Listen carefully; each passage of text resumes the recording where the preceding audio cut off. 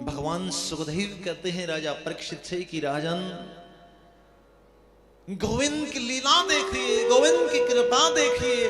आज भगवान तीसरा अवसर प्रदान कर रहे हैं भरत जी को। एक पंडित जी महाराज की यहां उनका तीसरा जन्म हो रहा है।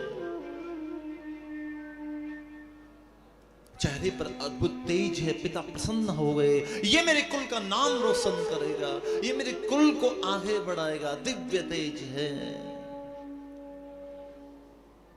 बड़े हुए भरत जी, पिता ने गायत्री मंत्र कान में दे दिया, कहा बेटा इसे याद कर लेना।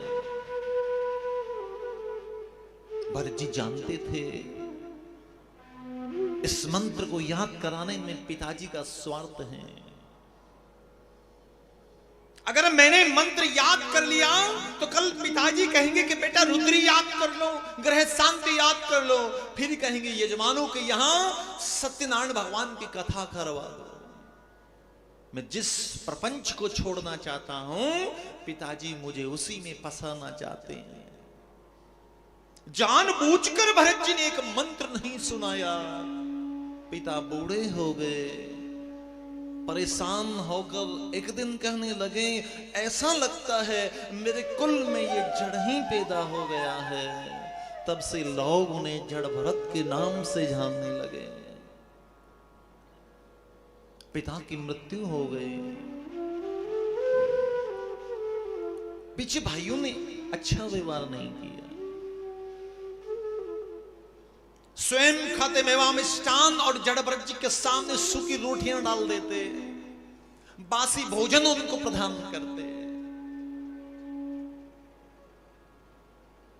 लेकिन फिर भी मेवा मिष्टान उनके भाई खाते हैं, वो दुबले पतले हैं, और जो सूखी रोटी खाते हैं वो जड़ भरत जी हष्ट पुष्ट हैं।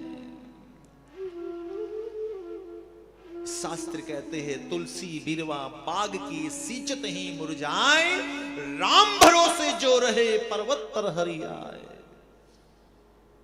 विश्वास की पूंजी है उनके पास, श्रद्धा की पूंजी है उनके पास, आस्था की पूंजी है उनके पास। इसलिए शास्त्र कहते हैं जीवन में प्रयास करो कि कभी आप किसी का विश्वास ना तोड़ो। जीवन में कितना बुरा होता है जब आप किसी का विश्वास तोड़ देते हैं, किसी के विश्वास को तोड़ देते हैं। भरोसा एक बहुत बड़ी चीज होती है। लोग कहते हैं ना, पागल का कोई भरोसा नहीं है, लेकिन दुनिया को कैसे समझाए कि इसी भरोसे ने तो उसको पागल किया है। लोगों ने भरोसा तोड़ा उसका तो पागल हुआ। विश्वास नहीं टूटना चाहिए जीवन में।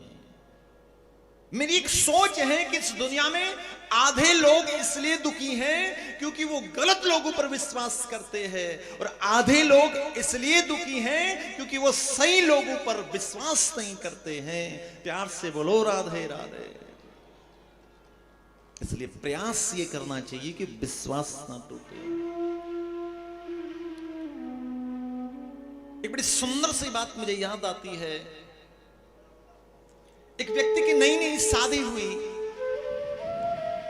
शादी के 3 दिन बाद वो व्यक्ति उस ब्यूटी पार्लर पर गया जिस ब्यूटी पार्लर पर उसकी पत्नी ने मेकअप करवाया। प्यार से बोलो राधे राधे। बड़ा खुश था, बड़ा प्रसन्न था। हाथ में एक आईफोन का डिब्बा 16, एक आईफोन का डिब्बा था उसके पास में। ब्यूटी पार्लर पर चला गया और कहा कि इसके ऑनर कौन है इस ब्यूटी पार्लर के? जी सर अंदर है। सारे कर्मचारी प्रसन्न हो गए, बोले सर तो आईफोन गिफ्ट कर रही, हाथ में डिब्बा है, इसका मतलब हमारा काम पसंद आ रहा है। सारा स्टाफ बड़ा खुश है, लगता है 1-2 ब्रांच और खुलेगी हमारी। प्यार से बोलो राधे राधे।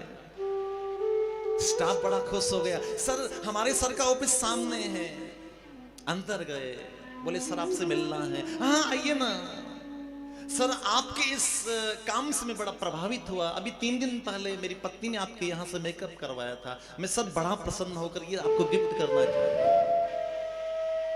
उस आदमी का सम्मान किया, पहले उसको चाय पिलाई, नाश्ता करवाया, उसके बाद कहने लगा कि सर ये एक गुलाब का फूल और ये आईफोन आपके लिए लाया था, आपके काम से बड़ा प्रभावित हुआ। उस मालिक ने, ब्यूटी पार्लर के मालिक ने आईफोन को लिया, वो चला गया। अब उसको खोल रहा है, आसपास उसका पूरा स्टाफ है, सेलिब्रेट कर रहे हैं, वीडियो बना रहे हैं।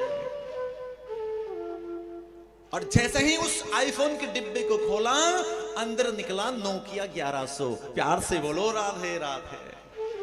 और अंदर एक पर्ची निकली कि ऐसे किसी का विश्वास नहीं तोड़ना चाहिए। सेम फीलिंग जो तुझे अभी लग रहा है वही मुझे महसूस हुआ था 3 दिन पहले। प्यार से बोलो राधे राधे।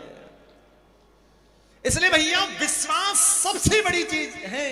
जो आप हैं वो बताइए दुनिया को। और सच कहूं, अगर किसी की दुनिया में उम्मीद टूटती है ना तो बड़ा कष्ट होता है, बड़ी तकलीफ होती है।